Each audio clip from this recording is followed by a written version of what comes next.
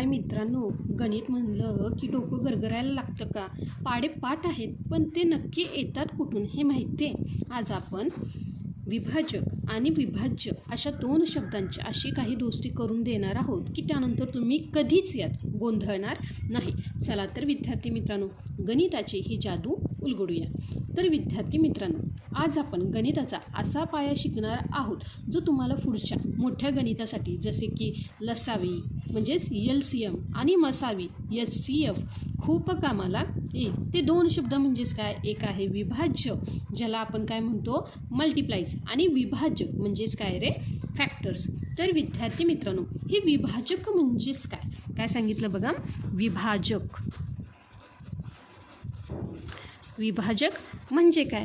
तर विद्यार्थी मित्रांनो, विभाजक म्हणजे अशा संख्या ज्यांनी दिलेल्या अशा संख्या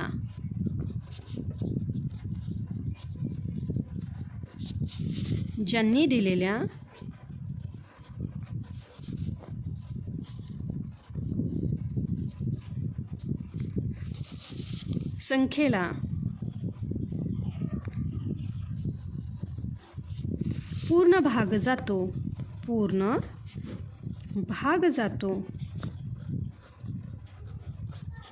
आणि बाकी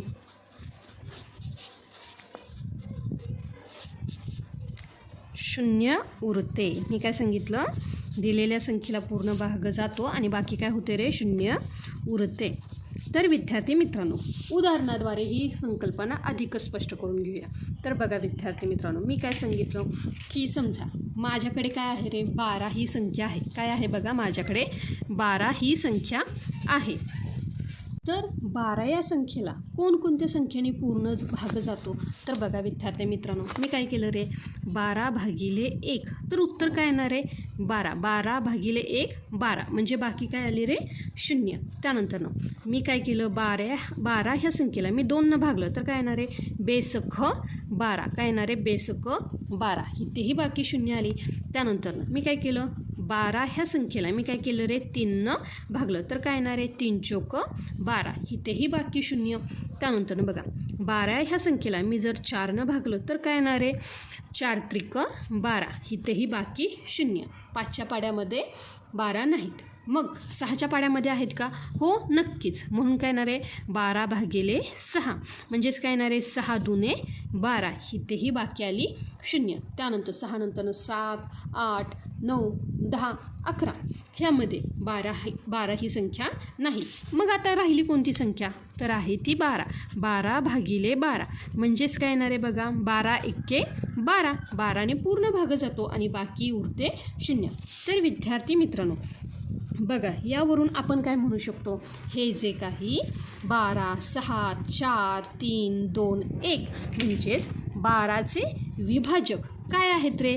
तर ते आहेत बघा 1, 2, 3, 4, 6 आणि 12. लक्षात आलं का?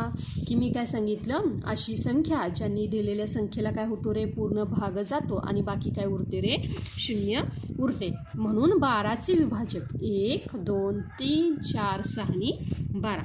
तर विद्यार्थी मित्रांनो, ह्यासाठी मी काही तुम्हाला टिप्स देते. म्हणजेच काय बघा विद्यार्थी मित्रांनो, जेव्हा आपण काय करतो रे? विभाजक काढतो तेव्हा 1 हा प्रत्येक संख्येचा विभाजक असतो. हे नेहमी लक्षात ठेवा. काय सांगितलं बघा? 1 हा अंक प्रत्येक संख्येचा विभाजक असतो.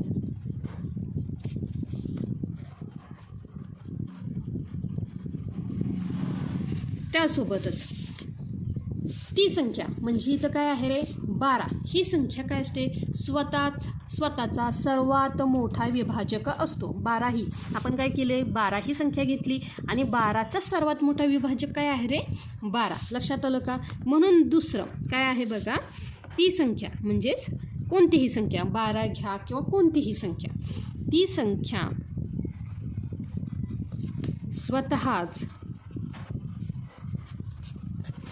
स्वतःचा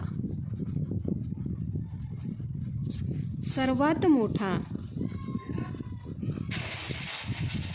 सर्वात मोठा विभाजक असते. त्यानंतरनं तिसरी, विभाजक हे त्या संख्येपेक्षा कधीच मोठे नसतात. म्हणजे उरलेले 1, 2, 3, 4, 6 हे जे काही विभाजक आहेत, ही जी काही संख्या आहे ह्या संख्येपेक्षा कधीच मोठे नसतात. लक्षात आलं का? म्हणजे 12चे विभाजक हे 12पेक्षा लहानच असतात किंवा 15चे विभाजक हे 15पेक्षा काय असतात रे? लहान असतात. लक्षात आलं का? ही तिसरी गोष्ट काय आहे बघा, विभाजक हे त्या संख्येपेक्षा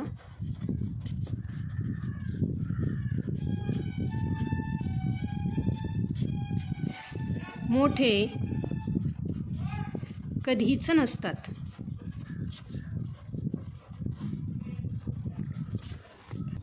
तर विद्यार्थी मित्रांनो, आता आपण पाहायचंय विभाज्य म्हणजे काय.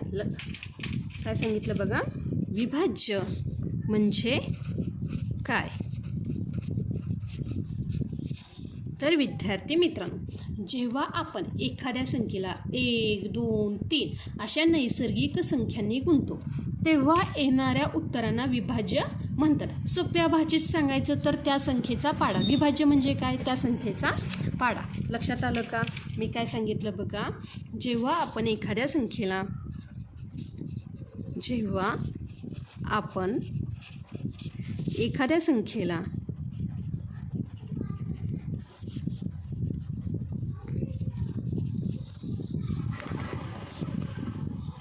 1, 2, 3 अशा नैसर्गिक संख्यांनी गुणतो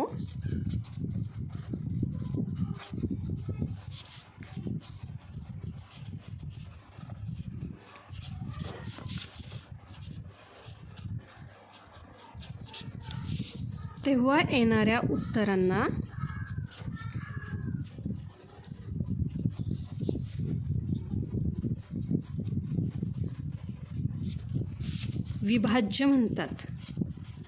विभाज्य म्हणतात. आणि सोप्या भाषेत सांगायचं तर काय, त्या संख्येचा पाडा. इथं मी कंसामध्ये लिहिते. त्या संख्येचा पाडा म्हणजे कोणत्या संख्येचा तुम्हाला विभाज्य शोधायचे ते, त्या संख्येचा पाढा. तर विद्यार्थी मित्रांनो बघा, मला काय करायचे, आता उदाहरण घेतलं, मला काय करायचे रे, 5चे विभाज्य शोधायचे. काय करायचं रे, मला काय करायचे, 5चे विभाज्य. तर विद्यार्थी मित्रांनो, मी काय सांगितलं, ज्या काही नैसर्गिक संख्या आहे त्यांना आपल्याला गुणायचं आहे. म्हणजेच काय येणार आहे बघा, 5 गुणिले 1 काय येणार आहे 5, 5 गुणिले 2 काय येणार आहे 5 दुने 10, किंवा 5 गुणिले 3 काय येणार आहे 5 त्रिक 15, 5 गुणिले 4 म्हणजेच काय येणार आहे 20. म्हणजे जी काही संख्या आहे ह्या संख्येला आपण काय करायचं आहे, जे काही नैसर्गिक अंक आहेत ह्या नैसर्गिक अंकांनी गुणायचे. लक्षात आलं का? आणि हे असंच पुढे चालू राहतं. लक्षात आलं का? हे असंच पुढे चालू राहतं. म्हणून 5चे जे काही विभाज्य आहेत ते काय आहे रे, 5, 10, 15, 20, 25, 30. म्हणजेच काय झाला 5चा पाडा. 5 एक्के 5, 5 दुने 10, 5 त्रिक 15, 5 जोग 20. तर विद्यार्थी मित्रांनो, विभाज्य म्हणजे तुम्हाला कळालं का? विभाज्य म्हणजे काय रे, त्या संख्येचा पाडा. तर आता बघा, ह्यामध्ये कोणत्या गोष्टी लक्षात ठेवायच्या. आता हे जे काही विभाज्य आहेत हे अनंत असतात. काय असतात रे, अनंत असतात. कारण नैसर्गिक संख्या अनंत, म्हणून विभाज्य ही काय असतात रे, अनंत असतात. हे नेहमी लक्षात ठेवा. मी काय सांगितलं, विभाज्य संख्या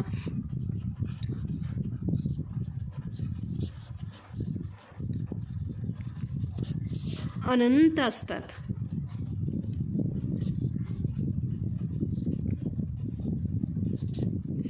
प्रत्येक संख्या म्हणजेच काय बघा, प्रत्येक संख्या स्वतःचा सर्वात लहान विभाज्य असते. म्हणजेच काय, आता 5 ह्या संख्येचा जो काही विभाज्य आहे तो काय असतो रे, कितीच संख्या म्हणजे काय, सर्वात लहान. लक्षात आलं का? सर्वात लहान म्हणजेच काय, प्रत्येक संख्या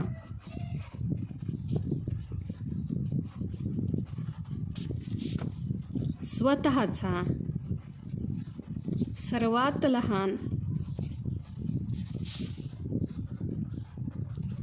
विभाज्य